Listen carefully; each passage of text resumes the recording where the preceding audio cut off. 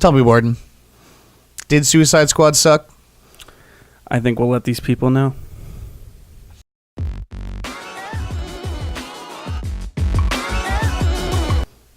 Welcome to Tonight. I'm Tony. And I'm Borden. And we're here to tell you about Suicide Squad. Yeah. And about how we think. Once again, this is another fucking.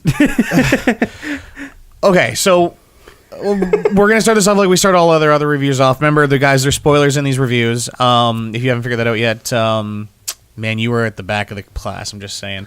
You're not gonna agree with us. Yeah, you might agree with us. You might agree with us. If you know what? Yeah.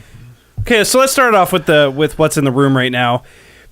Critics hate Suicide Squad. Yeah, for whatever fucking reason, whether it be that yes, they do hate DC, maybe they don't, it's all a conspiracy, maybe the movie did suck in their opinion, but as far as I'm concerned, people were hopeful for this movie. Yeah. They asked me, keep an open mind. Yeah. And I thought, no problem. And that's the thing, is like, this one for me even was the one that I kind of walked into with almost no expectations. Like, it's the intention to be like, I'm probably gonna hate this. Yeah. Not even the intention that I'm going to hate this. It's more so the fact that, like, it's like we were talking about before. Like, the Suicide Squad is, generally speaking, B-list characters. Mm-hmm. And I mean, it was one of those things that when I heard they were doing a Suicide Squad movie, it was like, okay, is this necessary? Why do we have to do this? Yeah, why are they doing this now? Like, this seems like something they should do later on down the line. But then, like, when they started showing more of the characters and they started showing more of the trailers, I was like, okay, I can get on board with this. Like, it seems like they're doing a cool character. Like, Harley Quinn seems pretty cool, blah, blah, blah. And then, okay, it's like, yeah, first of all, I'm going to start with, the movie was good. The movie was... Now, Was it great? Maybe Here's what I said. I thought it was good. I thought it was a good movie. I put on Facebook, I said Suicide Squad was a good movie. I thoroughly enjoyed it. And even with all what you would call a flaw, like flaws in this movie, even with all those... Because it's not perfect. No movie is. I don't think it deserves anything below a 7. I agree. I don't think it blows any... Like, it's not a 10. No. But it does not deserve anything below 7. It's not like because fucking like 27% or whatever Rotten Tomatoes has it at right now. Well, and I, you know what? A lot of issues that I had predicted, because we did a podcast when we do that? Yeah. Where am I? Who are you? So I don't want to frighten you, but we do a podcast. We did a podcast about Suicide Squad's trailer. Yes. And a lot of the things that I had issues with then aren't issues now. Yeah. But some of them are. So my only issue when it comes to characters was what I said to you was Killer Croc. Killer Croc. It should have been CGI. CG. He should have been. I can agree with you to a certain degree. I think it probably would have been better if he was a CG character, like we were talking about on the way home. Just the fact that, like, they should have done it more like the Arkham character, where he's like fucking 9 feet tall and very monstrous. It would have came in handy in some of those fights. Yeah, it and you're nice. Right. I agree with you. Like, we will talk about it later, but like the final fight, I agree with you and your point from before about the fact that it probably would have been a more impressive fight if Croc was gigantic and monstrous.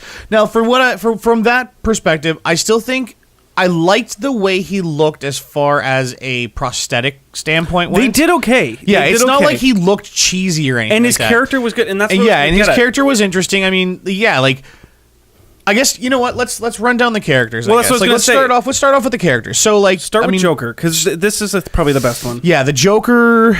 This is what I was getting at, is that when I first watched that trailer, I was worried about Killer Croc. I was also worried about Joker, and I was worried about this whole Hot Topic clothing set. Yeah. Mostly just Harley Quinn. Hot Topic character. I mean, if there's one person that's not to blame for anything in this movie, Harley Quinn is the perfect character. She did well. She did really well. She was fine. She was funny. She was awesome. She had fun action scenes too. Like that moment where they're in that office building. The elevator she's literally scene. Well, the elevator scene. She kicks some ass in. And two, I don't know if you caught it, but like, she jumped up on one of those like soldier dudes and started spinning him around by her legs, and she shot another dude while doing it and stuff. And I was like, okay, that's kind of impressive. Yep. Like, it's really cool what she's doing. Suck on that, Black Widow. Then, like, I mean, she's like sitting there fucking like literally killing dudes with a baseball. Like, she's just fucking things up with a baseball bat and shit. I like the look of her gun. Her gun looks super cool. The love-hate barrel. Yeah, the love-hate barrels and stuff like that. Like, it's nice looking weapons. Even Death.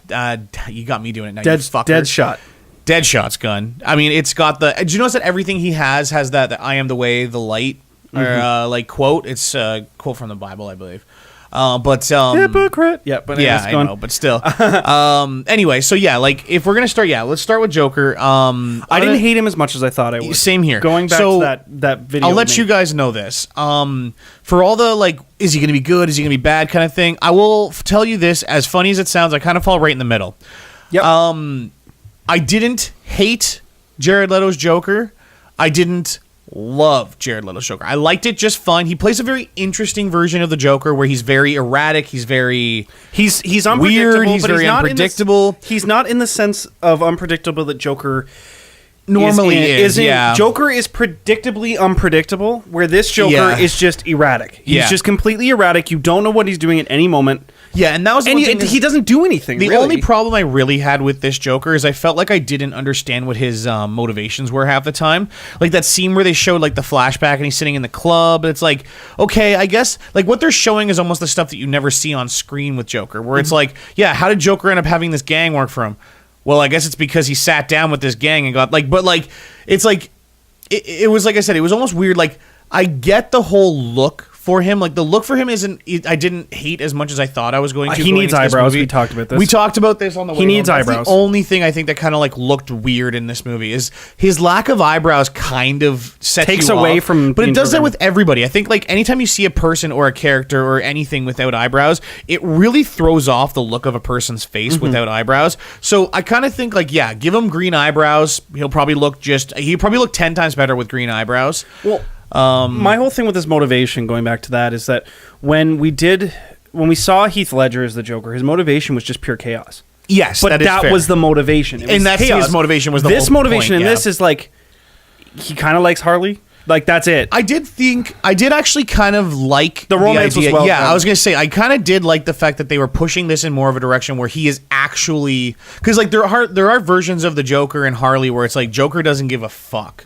about Harley. She is madly in love with him and he doesn't. Yeah, he couldn't care less, but she's still like deeply in love with him. He went back for her. This was actually an interesting version of the character where he is actually in love with her. Or to some degree, as much as the Joker can be. He admires her. And I kind of liked that. I liked the fact that this character was like you said, like he goes back for her at the points where like she's, and like the whole like build up for the movie is that like she knows that he's coming at some point to break her out from the Suicide Squad essentially, and like that whole scene where he shows up in the helicopter and she jumps on the whole building. Cell phone game he's playing through. The whole thing. Exactly. Well, he gets that guard to give the cell phone. I guess to her they never like dealt with that guard. No, I mean he's probably going to just be a thing later on. Maybe there's a guard in it, and he's Ike Barinholtz from Mad TV. That's great. Yeah, I love that. I love that he was in it. He plays an asshole guard, and he's a awesome character. He was a good character. Really good character. He was funny. He was like just minor comedic like stuff. He's going to be the new what's his name from S.H.I.E.L.D. that keeps coming around for all the Marvel movies. What's his name? You mean Agent Coulson? Coulson. Yeah, okay. I have a feeling he might be like Agent Coulson, where he's just the shitty guard at like everywhere they work at. That'd be funny. I've been hopeful, because you know what? I haven't seen him act recently in anything, and he was great. He was awesome. He was funny. But, I mean, I feel like we got to talk about Deadshot, because he is a huge chunk of this movie. Yes. They did really... they did really put those two in the forefront. Harley Quinn, I mean, and Deadshot. Deathstroke. Yeah, Deathstroke. You keep saying that, and you're worming it into my head. No, I did they obviously made those two the main characters. Like, if you want to point at two main characters in this movie, it was Deadshot and Harley Quinn. And Deadshot's character was actually pretty good, because I like the fact that like they did give you his motivations were clear. Yeah, his motivations were very clear. Either he wants money, or he's doing it to help his daughter. I mean, or see his daughter, or get back together with his daughter. That scene with him and Batman was fucking sweet. Like they show like the scene where he gets captured, and it literally is. It's just scene in an alleyway where he's with his daughter after like a movie or something like that, or they go shopping or something, and Batman literally just bops down on top of him, punches him in the face, tells him like, you're done, Floyd, like, you know, kind of true Batman style. He comes out of fucking nowhere, and then like the daughter's there and he's like, I don't want to do this in front of your daughter because he's Batman. And then like I like that whole thing where he's like, yeah, he tries to shoot him, but then the daughter kind of gets in the way, because like the daughter has always been Floyd Lawton's like redeeming factor, and I like also that his weakness. Yeah, it's his weakness per se, but like it's also his only redeeming factor as a villain, is the fact that he truly does love his daughter and he will do anything for her. So I like that they brought that into the movie, but they also kind of did point out the fact that they're like, all right, well, he is also just a hitman, like for hire. I like how the daughter though knows he's a hitman, and she's kind of like when she's doing math lessons at the near the end of the movie, she's talking about how, you know, what happens if, like, you say you're in the triangle and you're trying to find the measurements or whatever, and you shoot one direction with your gun, and then he's like explaining how bullets have drag, and wind effects, and there's variables. But like, I liked his character a lot for like, I like the scene where Amanda Waller murders all those people on her crew, and he's just like, that's fucking gangster. Like, it's just like, that was fucking gangster. That was like, he just like he played the character well. I wouldn't say, like, we were talking about this before, I don't know if I would per se say that he played the character specifically from the comic books, but I liked his interpretation of this character. I mean, they had the general idea down, like the personality maybe not so much from the comic books, but who cares? The general idea for the character was fine. Like, I mean, they show that he was an amazing shot with everything he handled. He was blowing holes through metal targets because he's hitting the same target over and over again. I mean, they did show him pull off that ridiculous shot where he's trying to, like, he's like waiting for that dude to pay him, like, before he gets caught and stuff like that. And then he sets up that metal plate to like deflect the shot off of, and like that was so fucking cool, where he's just like, you got 5 seconds before the target's out of my window, double my money, and then like he just pulls one shot, it bings off of like a metal plate and hits that guy square in the back of the head, and you're just like, that was fucking cool. Now, and when that phone call hit, I'm almost 100% that was Black Mask. I feel like Black Mask paid him to do that. That might have been a thing. That sounded like Black Mask. That's possible. That'd be cool if they had led that as far as like a little Easter egg, like even if they had shown, like, because, you know, like when he was looking at his account on the phone and it's like, it just said unknown and that's where the money was coming from. It would have been cool if it was like BM or Sionis. It should have said Sionis Industries, because Sionis Industries was Black Mask's like company. That was the front for all his shit. That would have been super cool if it said like Sionis, or it's had some sort of like BM. Well, because he was paying him to stop for the cop from squealing. Yeah, it was some sort of informant. Yeah. Anyway, yeah. Cool action scenes with him too. Like, I mean, I like all the stuff that he's like, you know, he's not cool. my definitive Deadshot. Like, I didn't think like he's amazing. I thought Deadshot's kind of one of those characters where he's a B-list character. He's not one of the biggest villains Batman has. He's not one of the strongest. But Will Smith playing him, nothing wrong with that. No, and Will Smith did he did a great job as that character. And I think that was a testament to just him being a great actor, is that he took a character that, you're like, it's like you said, might not be like an A-list character, but he made it better just by being a great actor. And that's good to see. I guess we could probably move on to Harley Quinn, just for the sake of talking about her. Like, I mean, I liked Margot Robbie's like interpretation of her. Like, she played the character how you kind of picture. Like, I like how they showed her before she was Harley Quinn. They showed the doctor scenes where she's like falling in love with the Joker and stuff. I love that scene where he's like, I need you to get me something, and she's like, I need a machine gun. I need a machine gun. And she's like, all right, like, kind of thing. And you're like, and then they show the scene where she dives into the pool of chemicals at Ace Chemicals too. Yeah, cool nod for the movie for them to toss that in there. But like, they're at Ace Chemicals in the same like vats of whatever fucking stuff turned the Joker into the Joker. That vat of chemicals just looked so fun to jump into. Yeah.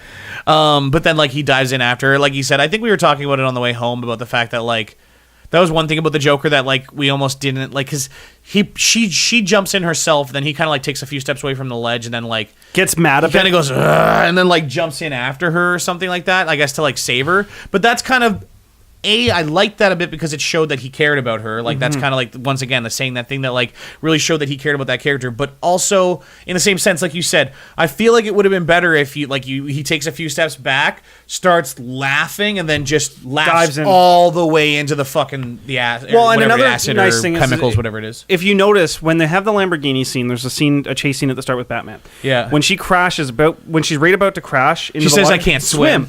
So that's why he had to dive in to get her, is that she can't swim. She's in that vat of chemicals and she can't swim. What I did like, though, is that the scene where she's in the actual water and Batman goes to save her. She tries to slash at him with a knife and he's just like, bop. Boom. He just like bops her in the face. I would like to do a counter and see how often Batman has punched Harley Quinn in the head. Yeah. Because it's probably a lot. Yeah, that's funny. That was a good shot, too. But like I said, like, I mean, they did a great job making her look ridiculously hot. I mean, Margot Robbie's just super attractive as it is, and I mean, her in that costume was just awesome. They did it in a way where it's like, don't flirt with crazy, right? Oh yeah, but that was the thing is they pointed that out multiple times. I think they wanted to because that's Harley Quinn's whole thing. Like she seduces you in, and then she manipulates. And that's the thing is like that's part of Harley. I did like that, like the fact that they picked a good actress that is smoking hot, and even a few times, a few of the characters say like that guard says it, Captain Boomerang says it, like. The fact that, like, you are so beautiful on the outside, but you are so ugly on the inside. Yeah. And it's true. Like, that is Harley Quinn's character. She always, like, in all the interpretations of Harley Quinn, she always looks, like, smoking hot in whatever she's in. But she's awful as a human being. And she's crazy. She's literally the Joker's other half. Well, and it's funny, because Deadshot doesn't even fall for, like, doesn't say he thinks she's attractive, but he falls for her. Yeah, a little bit. Because he wanted to kind of save her life near the end, and he owes her nothing. That is fair. He owes her nothing, and then, like, Amanda Waller offers him money, or offers him the chance to get his daughter back or whatever, to kill Harley when she gets off. And he missed his shot, which he never does. Yeah, he missed his shot, because, exactly. I did like that she kind of, like, played along with it. Like, when he hit her, she, like, dropped on the rope there. And then she kind of like popped up and like laughed and waved and stuff like that. So, which is in her character too, which was good. Which of course, yeah. But like, I did like that kind of thing. Like, because she does have those moments where she's almost redeeming and then she flips it back on and she's totally nuts again. I did like that, like, when she was sitting there talking to Floyd at one point, she was like, oh, don't you love, like, haven't you ever loved somebody? And he's like, no, you can't do the shit that I do and love anything or something like that. And then she's like, she says textbook sociopath. Yeah. And like you get that flash where she says it and she almost looks like her old self again. I liked the acting on her part where she was like, when she was she's still using her psychology on people. Well, and that's the thing is like, I always like the fact that that's one of the things that makes this character interesting is the fact that she was a brilliant psychologist before she fell in love with literally the craziest person alive. Mm-hmm. So like it is an interesting combination, and plus the fact that they mix into the lore with this character that she did jump into those chemicals that made the Joker super nuts. So she has turned that entire around. Like I liked the version of, I don't know if you played Arkham, right? Mm-hmm. Did you play the DLC where you play as her? Yep. I loved in that DLC that the voice in her head is the sane version of Harley Quinn. It's Harleen Quinzel talking to her. And every once in a while, she'd, like, the Harley Quinn out loud would be like, shut up, shut up, shut up. Like, she just starts freaking out, right? And I kind of hope they start bringing more of that in where, like, it's almost like the sanity inside. Like, the funny part is the sanity is the one that's trying to, like, communicate to her. And, like, like, even at that one part where she's like, what's that voices in my head? You want me to kill everybody and escape? That's not what they said. I'm just kidding. Yeah. But, like, it is, like, one of those things that I always liked that about her character is the fact that, she was sane and she was a brilliant doctor and she has all this knowledge about, like, you know, people who are, like, sociopaths and psychopaths and stuff like that. And it's interesting, like I said, it almost feels like she reverted back for that, like, one second where she was, like, textbook, like, sociopathic tendencies. And then she kind of, like, went back to being, like, crazy, her crazy self again. And I thought that was really cool. Let's blow through some of these other characters quickly. Yeah. Now that we're past those, like... The big ones, those are the biggest characters. We have Diablo next, and he's killed his family. He's killed his wife, daughter, and he's a fire guy. I liked Diablo a lot more... than I thought I would. I would for sure. No, totally. Because I mean, I liked the whole thing. Like you said it on the way home that he was almost like this version of the Hulk. Yeah. Where he he has a very impressive power. They show a scene where he's in like a prison fight and he literally just boom and like a big shockwave of fire like explodes out from him. He kills 30 people in an instant. He gets amped up by Deadshot to the point that he wipes out literally the whole army coming to fight them. Yeah, like most of that army. Yeah. And then at the very end... Oh, that was This is going to be a big spoiler. This is a big spoiler, but this is probably one of the coolest parts of that whole movie. When he's fighting... By the way, that character's name is Incubus. I looked it up. The big villains in this movie, by the way, are Enchantress and Incubus, which is her brother. And these are two, like... godlike magic wielding creatures that are from they never really went into detail with these characters. Yeah, they just explained that, like, I mean, June Moon, which is a funny name, but Dr. Moon is the one that discovered the place where they were like buried or locked away or whatever. The soul of Enchantress. Yeah, it was. She accidentally breaks open the thing. She gets possessed by it. The only reason they can control her is that Amanda Waller has literally her heart, which is like a weird looking like green orb like thing, and like they control her that way. But then she sets herself free partway through the movie, and like those are the main villains of the movie, is Enchantress and Incubus. But like at the end there, when Incubus or Enchantress is trying to like 12 foot tall, yeah, he's like a big giant like monster thing, and like it's really cool because he jumps out there and he starts shooting fire at him, and it's like it's working kind of, but then it's not working. He gets knocked back, and just boom. Yeah, as soon as that part happens where he gets back up and he's like, "You want to see what I really am?" and he turns into this like giant flaming skeleton, tribal skeleton. It's almost like very Mexican tribal looking. It's got like this cool headdress on, like it was a very cool version, and I didn't know that about the character, and I'm glad I didn't. I'm glad they didn't. Yeah, I'm glad I didn't know that either. And I'm saying like now, like I was saying to you on the way home, like I actually want to look into this character now, and that's the sign that they really got us with him especially. Like, I mean, once again, I like the pathos that you get for the character. He lost control once, and it literally cost him or not once, but he lost control, and it literally cost him his entire family. So like the first half of the movie, he doesn't do anything because he's like, I'm not. He's scared.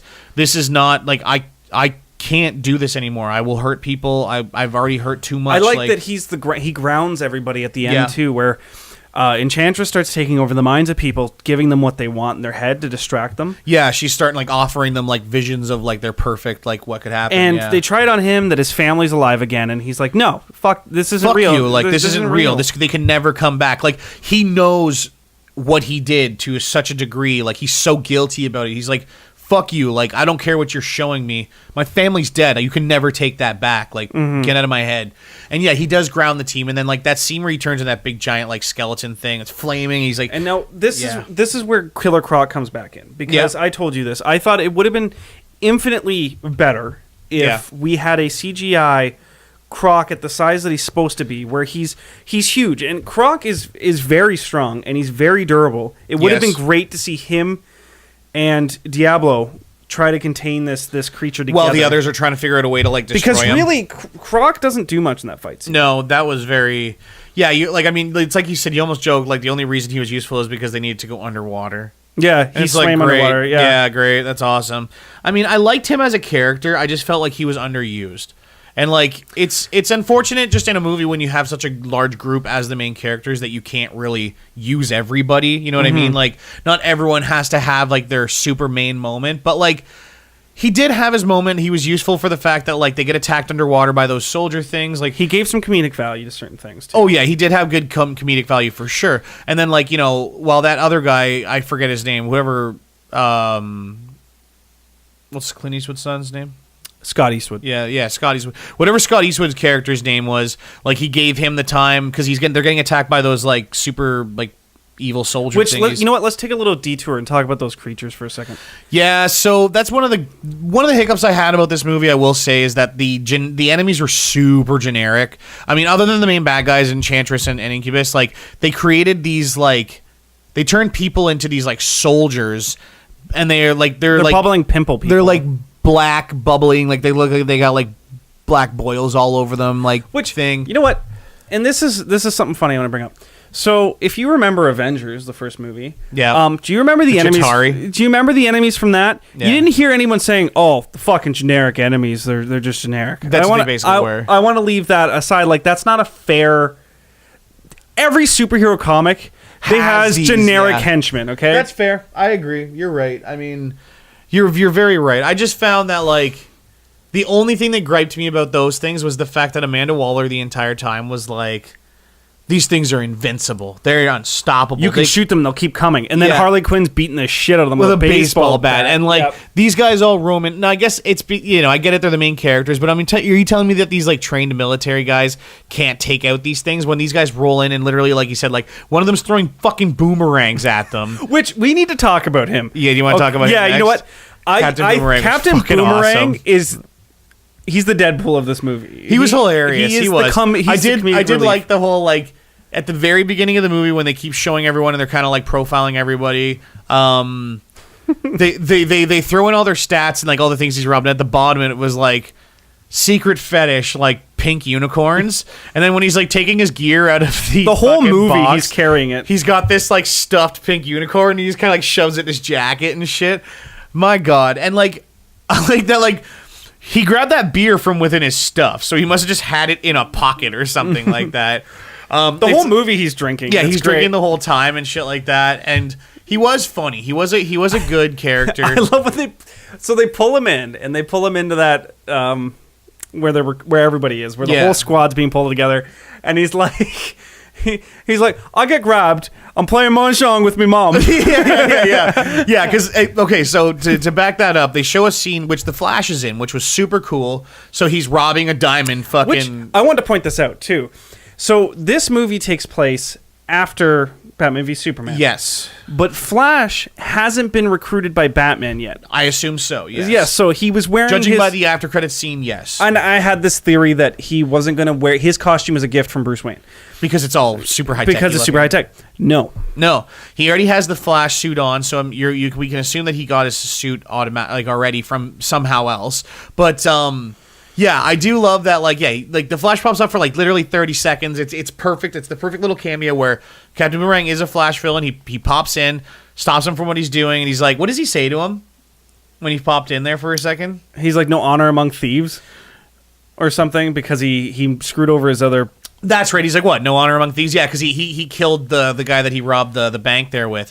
And yeah, like, I did like that was the thing. But yeah, you're sitting there, like, and yeah, he pops out of the thing and he's like, I'm sitting here and I'm playing Mahjong with my grandmother, and this fucking guy with a flash of lightning shows up and arrests me, and I'm in prison. And it's like, they're like, sure, you were robbing banks. He's like, what? Like, no, I wasn't, like, kind of thing. And it's like, yeah, they did play him up really well. I like that he's hitting on Katana the whole movie. Yeah, he spends the whole movie. Do you want to go get it like a drink sometime? And like, yeah, he spends the whole movie hitting on her and stuff like that. But he was a really good character, I thought. You know what? It turned a character that was like almost D-list. Yeah, he is very much so a low level villain. To something that you're like. You want him. You want more of him. Yeah, I wanted to be more cameos. Of him on there. Yeah, I wanted more of him on the screen there. And that's like you said. That's a sign of a good character. Who else can we talk about? Katana was kind of underused. Katana wasn't even necessary for most part. I agree. Like the whole point when I was reading about Katana was the fact that she was supposed to be like Rick Flag's bodyguard, because she was the one of the ones that was only truly working for like Argus or like Amanda Waller / like Rick Flag, and wasn't a Suicide Squad member. Like, I don't think she was actually there under any force of like she was being forced to. The only thing that she contributed to that last fight was that her sword happened to be on the ground where Harley Quinn had then sliced open the heart. Yeah. To take the soul or whatever. Took the heart out of Enchantress to take her powers. Now, I feel like it would have made more sense if that's how they ended up killing her, was that she had stabbed the heart herself. I felt like, considering how much cool lore there is around Katana about her souls, like her sword steals souls and stuff like that. She's straight out of Mortal Kombat. It's cool. Like it's cool as fuck. Like, I mean, that's really cool lore. I felt like she was going to do more with that, like, or they were going to need. I felt like she was necessary. Yeah, I thought there was going to be something that was necessary that only she could do with that sword. I felt like she didn't get her moment to shine. Really, I mean, her action scenes are cool. She's a badass, like, samurai chick. But she was totally just there. She was just kind of there. I felt like that was one of the characters that was very underused. As well as Slipknot. If you were just a diehard Slipknot fan, not the band. I'm not talking the band. That character was. But okay, and I will say this: I liked what they did with that character because A, who gives a fuck about Slipknot, and B, the band sucks. He was a fuck you. No, but still, like, I just like the fact that like the whole point of his character being there was. Like, it's like I was saying to you in the theater. He's a guinea pig. Yeah, there's every time they do like every time I've ever seen like or read a comic book or watched a movie about Justice League, Suicide Squad, it's always that one guy at the beginning who's like, "Fuck you guys, I'm out of here," and he tries to walk off, and then they're like, "Okay." Boom, and they blow his head off. And that's literally what this character was. Literally, Captain Boomerang was like, "All right, like." You could tell he's just pushing them to see what would happen. It's just because he wanted to know if what they were saying was the truth, and he was like, we could probably escape real easy. We're just out in the open here. Boomerang is such an asshole in the best way. Best way. Because, you're right. He's almost like Deadpool. He's like, I bet you could escape real easy. But he's the most realistic in the way that he's like, hey man, you should just go do it. Just run away. And they're like, you're right. Yeah, and then like he tries to book it off and like rope off with his like grappling hooks and stuff like that, and they immediately blow his head off, and you're like, okay, we believe you. That's gonna happen. That's what's gonna happen to us. I don't see why Boomerang was necessary for that team when they were like, we need to put a team together. And they're like, that guy, he's drunk and throws boomerangs. Captain Boomerang, he drinks a lot. He literally he robs banks and gets away with it. That's his superpower. He can throw boomerangs and rob banks. Why did they think? Yeah, I see from a story point where you're like, oh, he'll be comedic value. Yeah, but from like planning a mission point, you could just you're like, okay, we have some boomerangs. Can you throw boomerangs? Yeah. I've been in the military for years. Here, you take the boomerangs. That guy's fucking useless to us. Yeah, I think it was just that he was expendable. Yeah, maybe. And they're like, we don't want to pay for him in a prison cell, so pretty much, yeah. We talked about Croc. We talked about Katana. Diablo. We can talk about the main guy, Rick Flag. I guess. Yeah. Rick Flag's character was interesting. I mean, I felt you feel kind of bad for Rick Flag the whole time because like he's stuck in the middle of it. Well, yeah, the whole story is like, I mean, he's supposed to be like the big, like, you know, actual patriot character. He's the only one there who wants to like actually be. He's like the only good guy in the group. But then the whole story revolves around the fact that him and Enchantress's host, Dr. Moon, they're in love. Like they're in love, and yeah, like now it sounds like they imply that Waller set that up. Like Waller basically put those two together and assumed they would fall in love with each other, which just brings you to believe that she's like that, either that manipulative or she just knew that she knew that they would fall for each other just because of who they are. She's so good at reading, figuring out people that she puts them together. She's single-handedly the worst and the best mastermind because I pieced together that this whole situation with Enchantress bringing back her brother to life, causing these fights and everything, was all fucking Waller's fault. Yeah. And they never once hinted towards that. No, because she's the one who wanted to use Enchantress to, like, you know, and like she's the one that was keeping Enchantress. She could have used the heart to solve the whole problem and been done. And exactly. But and that's one of my other main gripes about this is that I felt that Suicide Squad, and you had a good point against this, is I felt that it was too big of a scale. Okay. This whole city's coming apart. They're supposed to be a covert team. And in past comic books and past things they've done, like Attack on Arkham, it's been in these high-risk covert areas where the impact isn't seen until the situation's dealt with. I don't feel like they should have been on this big scale where like someone like the Flash should have came and helped. Yeah. But that's where you were like, well, you could say that about any superhero fight that like, why isn't Spider-Man showing up to help? Why the isn't Avengers? Exactly. Yeah, that's the exact argument. It's like you said, like it's exactly every Batman storyline that exists in a universe where Superman exists. Why doesn't Superman just show up and take care of things? Because he doesn't have to. He knows Batman has it under control, or he's busy doing Flash, so that he's busy doing something else. Yeah, exactly. Like being dead. It's the import. Yeah, like being dead. I did like that they flash back to his like funeral and like. I like how consistent this went with Batman v Superman. Yes, it's almost it's a spin-off sequel. Yeah, it's really good. I did like that. I did like the talk of like, what if Superman, like that whole shot, like that scene from the trailer. What if Superman decided to just rip open the roof of the White House and become a terrorist? Yeah, and become a terrorist. I mean, it's like they said. It is one of those, like in the comic book universe, that is always the.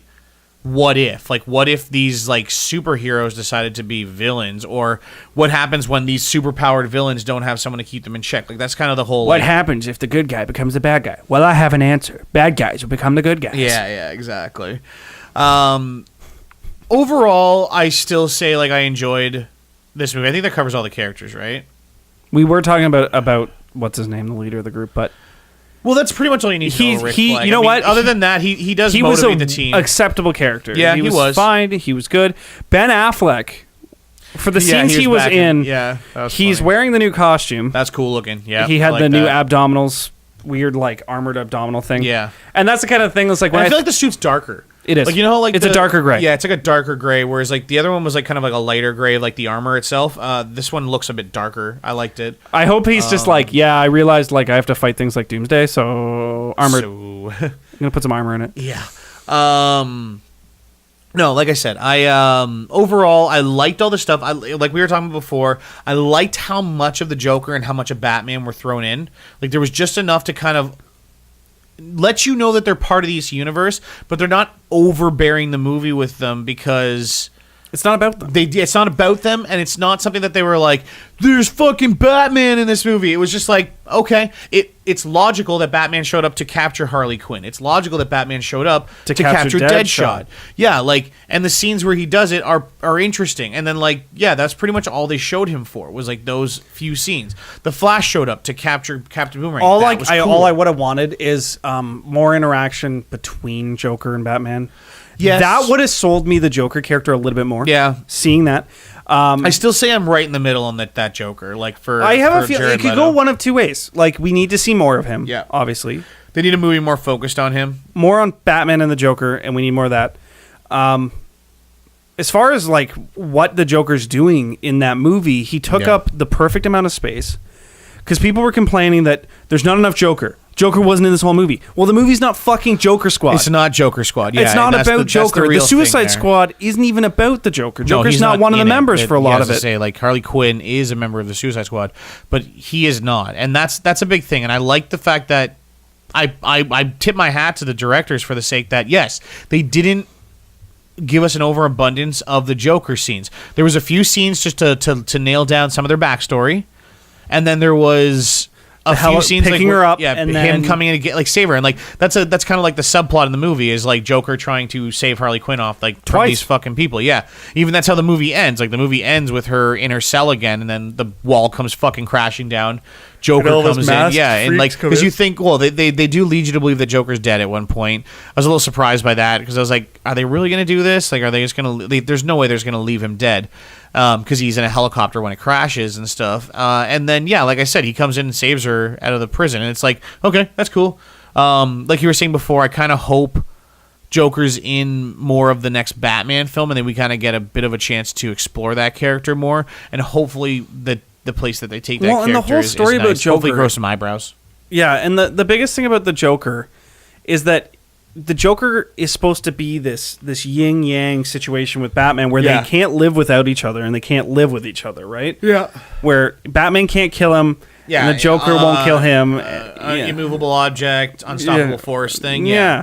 And that's what we need to see. We need to see Joker interact with Batman and like Ben Affleck being like, for fuck's sakes, come on. Like, I just want to see Jared Leto pull that off in a way because Heath Ledger did it well. He did it really well. Yes, that's very fair.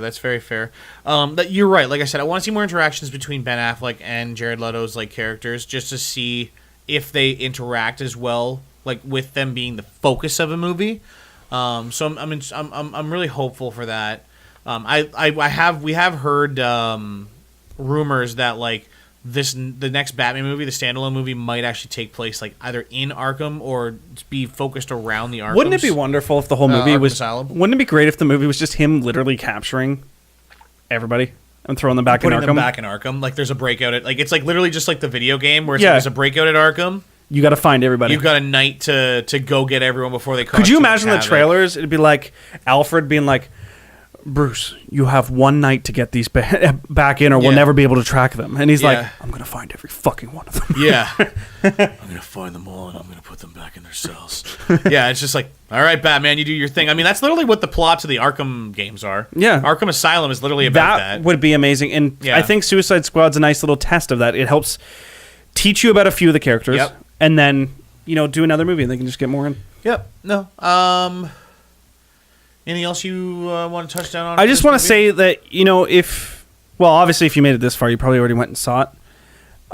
Don't just hate it because it's what people are doing, because I think that's what it's coming down to now, is where it's like, well, the critics hate it, I can't inform an opinion, so it sucks. Yeah.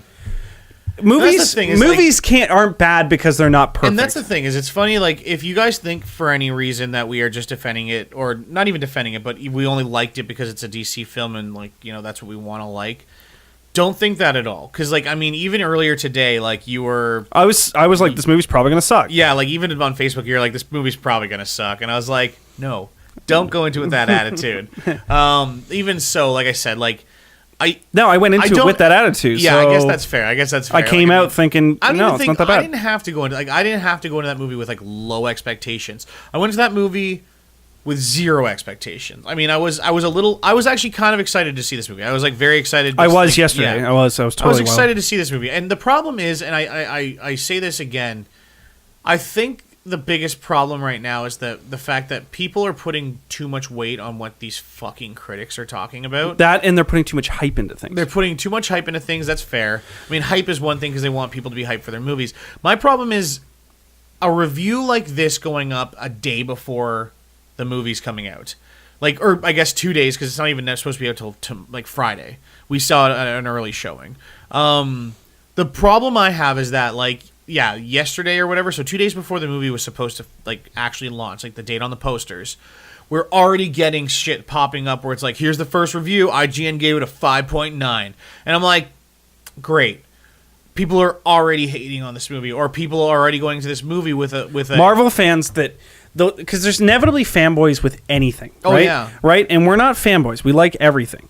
You have these people, and not to say that anyone that likes Marvel is going to be a fanboy, but you have fanboys. You have these people that sit there and, like, when they see that, they're like, oh, yeah, fucking DC sucks, DC sucks, DC sucks. And they want to ruin it for everybody, and they haven't even fucking seen the movie. That's fair. My whole big thing, too, is I don't think critics should be allowed to review it till the day it comes out. Yeah, or those critic reviews shouldn't be allowed to go up beforehand, because I'm so sick and fucking tired of, like, a movie getting shit on before even people have a chance to form an opinion. Because it is true. I have a feeling a lot of people go into that movie with a lot of like, oh, this movie's going to suck. I heard it sucks from a critic. And it's like, you go in, you expect the movie to suck, it sucks. Guess what? That's because you wanted it to. And then you tell people, like, or not even that, you watch the whole movie and you're like, I'm not going to form an opinion. And then when people ask you, how was the movie? Well, it sucked. Yeah. And that's the first go-to for some of these people. Yeah. I don't know. Like I said, I am as funny as it was. Like, you know, you saw the last couple of days there was like a petition to stop Rotten Tomatoes, to take down Rotten. Warner Brothers owns 30% of which the is stake. Funny. So I don't know what the fuck's going on there. But like, I mean, it obviously shows that they're not tampering with their movie. I guess. I have a theory that bad reviews ahead of time increase ticket sale. I mean, it's like they always say, what's that saying? Like, no, any publicity is good publicity. Where it's like, I guess this is publicity for the movie. Like, people are fucking seeing this and going, I wonder if it's bad. Maybe I'll go find out for myself. It was the exact same thing with Batman v Superman. It's like I said, my only problem is the fact that, like, it's almost like become a thing to hate things. To hate on specifically these movies, like these DC movies. Because like the last DC's trying to like build its franchise up to get caught up to Marvel, and there's no one's giving them a chance. I wonder if people are like comparing it unfairly. Like, I mean, no matter what you do, like you said before, people are going to compare it to Marvel because that's just the comparison. Like the literally only other comparison we have for as far as comic book movies is that. Is the Marvel movies. But I feel like it's almost like an unfair advantage because it's like, yeah, DC hasn't been doing it for nearly as long. I mean, like Marvel's got what, like 10 years of movies? And they've had a lot of bombs and failures. And that's the thing. You got to remember that as well. Like a lot of Marvel movies sucked. Like there are still like tons of solid movies, but it's like I wonder if you take into account that like these are literally the stepping stones for this series. Like these are the first movies in this series or in this universe that are pushing it forward. And it's like, okay, Marvel didn't start with Avengers.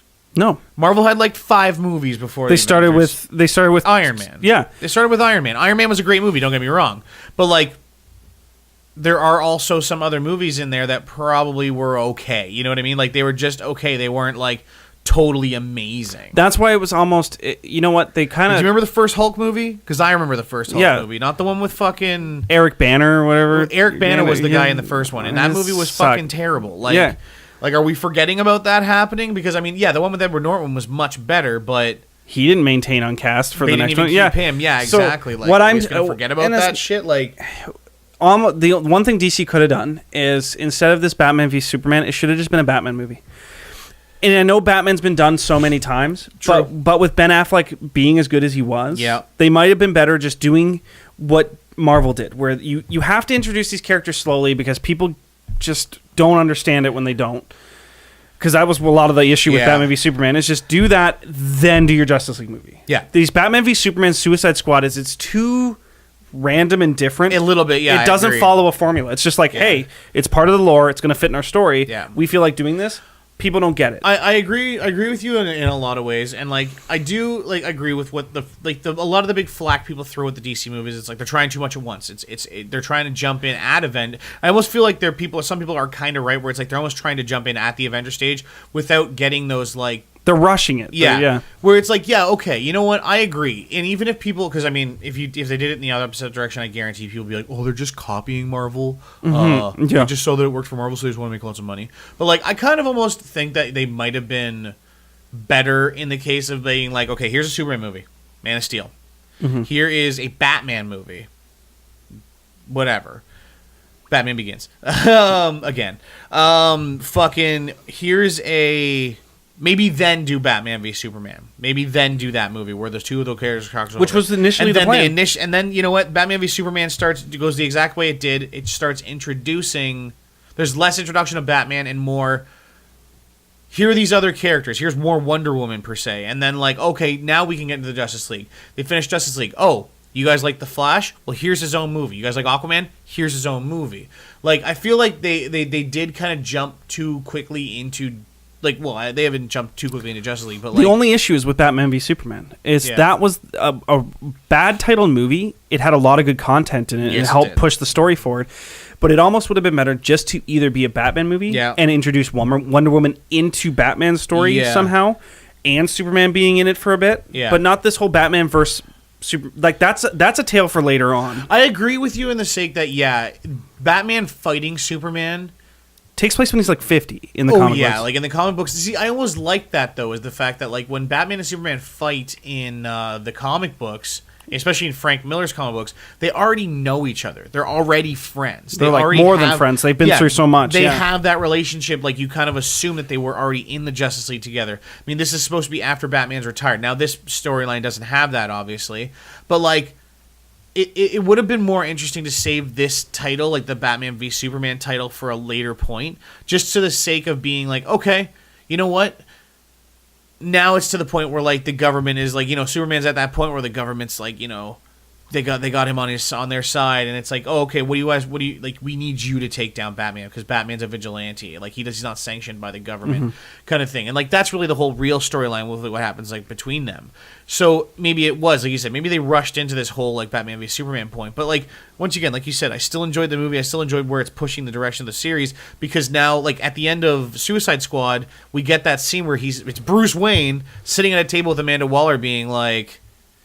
Shut down fucking Suicide Squad because if you don't stop them, we will, or whatever. Or what is he? Yeah, he says something along the lines of essentially like, put your like. If you don't shut them down, if you don't shut that team down, me and my friends will, kind of thing. Like which is a good threat from the fact that like he's which at that point makes me think that he's now become friends with Wonder Woman and Superman, but Superman's dead at the time. Yeah, exactly. But then he gets that folder where it's like, here are the files pertaining to all the metahumans, and like he flips the page and like the first thing you see is like the Flash's face, and it's like, okay, cool. And that's how he get like you can understand like that's where he finds his addresses and stuff. Yeah, that's because like we've already seen in the Justice League trailer that shot of him like sitting in his apartment. It's like, what are you doing sitting in my second favorite chair? Like, yeah, like that makes sense now. I mean, other than the fact that he's just Batman / Bruce Wayne and he's going to find out whatever he wants anyway. I like the fact that they're tying it to Amanda Waller, and it's like he knows Amanda Waller. She knows he's Batman because like that whole comment where she's like, you should quit working nights or whatever, and he's like, whatever, basically, like fuck off.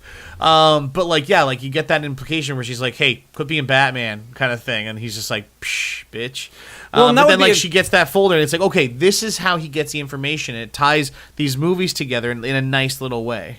It'd be even better too.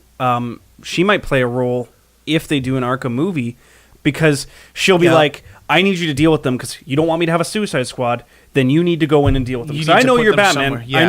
I know you're Batman. You need to capture these people. Well, even so, like they even show like, because at the end of the movie, obviously Harley Quinn gets broken out by Joker, and it's like, obviously this place is not secure enough to hold people of this caliber. There we go. Here's Arkham Asylum. where we can hold them in very specific special cells, and we can do like, and you're right nearby, and you're in Gotham, so it's like super high security, and that's kind of what the whole idea behind Arkham Asylum was the fact that these are the places we can keep people like Poison Ivy and people like Killer Croc, because they can't be put into a normal prison. Now that being said, Belle Reve wasn't like a normal looking prison, but like even so, like Joker busted in through like the wall, blew up the wall, and like walked her out, like basically, essentially at the end of that movie. So what's the next step? So maybe it is Arkham. And I think doing Suicide Squad lets you rush in some characters fluently. Yeah.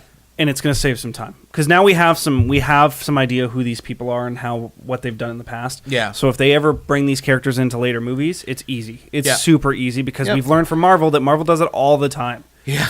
It's one of their tricks. It's like, oh yeah, it's him from the Thor movie, or it's him from Captain America. This works. Yeah. So that when Civil War came out, you're like, yeah, it's fucking Bucky. It's Bucky. Exactly. Yeah, exactly. It's just easy, right? No, you're right. I think we should round this up. Should we round this up?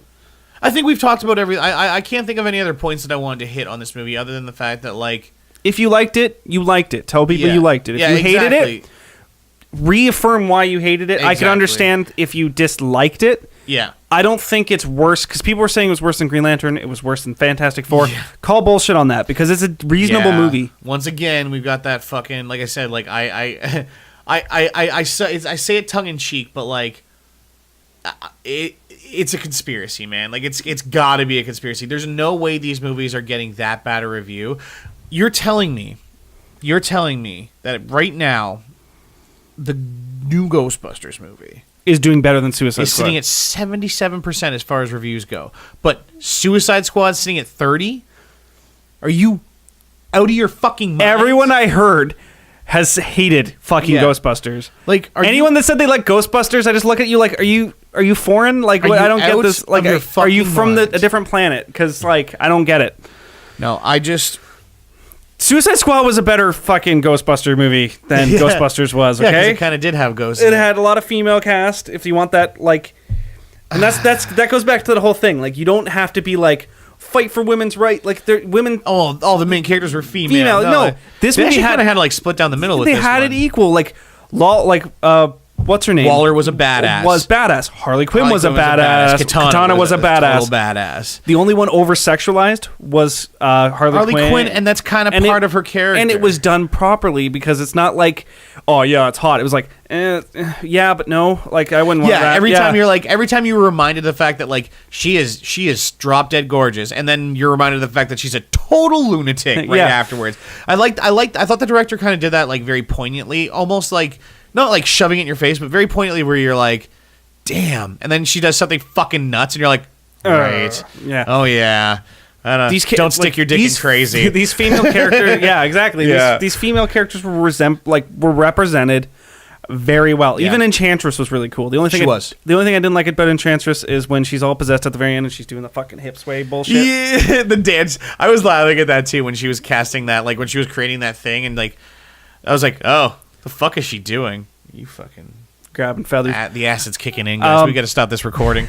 My last thing is that Incubus guy is going to be the most unrecognized cast member of that movie. Oh yeah, for sure. Yeah, that pretty much wraps it up. Like I said, if you've seen Suicide Squad, let us know what you thought in the comments. I mean, if you liked Suicide Squad, like the video.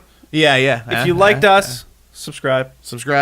If you have put your opinions down, because I'd like to read them. Even if you didn't like it, even if you like, whatever. Just if you didn't like the movie, please explain though, because I want to read this. I want to know why. Interesting to see why people didn't like it. It's not just there is I didn't like reasons. I hated it, but why did you hate it? Because if you could tell me, if you can give me a fair point, then I'll be like, you're right. That is something to happen. Because like I said, you've obviously told, like we did go both positive and negative on this review. Like, I mean, I come out still on the positive side. Like you said, I agree with your point of, like, I would never have given this movie less than like a 7 or an 8, because it's still a good movie. It's above movie. 7. It's got to be. Yeah. I can't see it any lower than 7. So when they gave it a 5.9 on IGN, which, let's face it, how is IGN even a site anymore? I know. Their reviews are literally useless. Yeah, everything they've reviewed in the last, like, I don't even know how long. All the fun games that like offered multiplayer and offered fun was like, the game sucked. And like all the games that were like not worth your time, they're like 10 out of 10. Yeah, Call of Duty's a 10 out of 10. No, I don't know. Like I said, we're getting off topic, obviously, but it's funny though. I love like you were telling me the comment section on the IGN review was like 5.9 because it's not Marvel. Yeah. IGN said it sucks. I'm gonna go see it. I'm gonna go see it because it's probably gonna be awesome. I made a funny comment. There was a 9 gig again. There was a picture. No, there was a. There was a picture, and it was this, like, you've probably seen it, where this, like, African guy is dressed up like Spider-Man. He's tied to the front of a bus, and they're doing the scene from Spider-Man 2. Okay. And there's a bunch of, like, African people in the back of the car, and it's all really low budget and cheesy. And I'm like, 10 out of 10, because it's Marvel. Yeah. Nah, you know what? And you shouldn't shame Marvel for being successful. And that's the thing. Yeah. I think I will say this about Marvel itself. They have been totally awesome about this. Like, there's not been anything from the Marvel side. Even, like, I saw something about how, like, you know, did you read the thing about how, like, at the screening for Suicide Squad, like, the director for the movie Day It Airs or whatever, like, he yelled out, like, fuck Marvel or something like that. But, like, I think, like, they even said himself, like, he was just kind of, like, it's kind of like, it's a bit of a joke. And, like, even the director or one of the big guys from Marvel was, like, defending him, essentially being like, yeah, like, it's just fun and games between us. Like, it's like, we're not, like, there is no vitriol. It's like Anchorman. Yeah. It's like the different news teams. Right? Yeah, exactly. Like, there's no hate between these two. I like that. Like, the biggest hate comes from Marvel's fans and DC's fans that are on the dark end. You know what I mean? Like both dark fanboys. Ends. Yeah, fanboys. Fanboys in general. And like, yeah, fanboyism in general just will ruin everything. And that's the biggest problem is, like, you'll get, like you said before, like, the biggest haters on this movie are going to be the people that don't want to succeed simply because they think it's the opposition. Yeah. Think like that's the problem. The problem with the mentality on that is they think DC succeeding is going to is going to ruin Marvel. Correlation to ruining Marvel. No, it's like we were talking about before. We were when we were heading home. DC not doing well affects Marvel as well because of the fact that it'll exhaust people from superhero movies. Exactly, it'll tire them out. They won't want to see them anymore. And that's the thing is, like, the more people dislike comic book movies, the more people get to that point where they're like, I'm kind of done with comic book movies. And that's not just DC. That's Marvel as well. Like, well, and then they'll start watching Marvel movies going, well, these movies are really starting to suck now. Yeah. And not even that, but bitter DC fans that have, like, not getting any movies because they're no longer successful are going to go start watching Marvel movies going, well, this movie sucked. Yeah. So it's not good. You need to... Negativity spreads more negativity. Remember that. Yeah, you need to... Positivity, man. You need to be positive. And I can't think of anything negative about this movie. If this movie came out on Netflix and I was bored, it'd be a perfect watch. Oh, yeah. Just to chill back and watch because it's such a good movie. I really did. I really enjoyed this film. The fact that they're giving this such a low, like, rating and, like, Captain America 1 got good reviews just pisses me off. I really enjoyed that movie. But, like, once again, it's the same thing once again where it's like I am really intrigued to see what the fan response is like this now that we can actually kind of get, like, the actual fan response. After not seeing just it, it's going to be Batman v Superman again. And that's the thing is, like, I'm so worried that this movie is going to have that same fucking argument on the internet where it's like, this movie was awesome. No, that movie was crap. And it's just going to be two sides of the fucking internet. Team Valor, Team Mystic. Yeah, it's going to be two fucking sides of the, thing just yelling at each other. And it's like, I'm so sick of it. I'm so fucking garbed. Like, done with it. I'm sure their clothing line will make us a lot of money. I think that's it. Yeah, that's it. Thanks for watching, guys. Make sure you check us out next week. When we do something super entertaining. It's going to be the best. You guys don't even know. We don't know either. So. Yeah, we don't even know. Bye.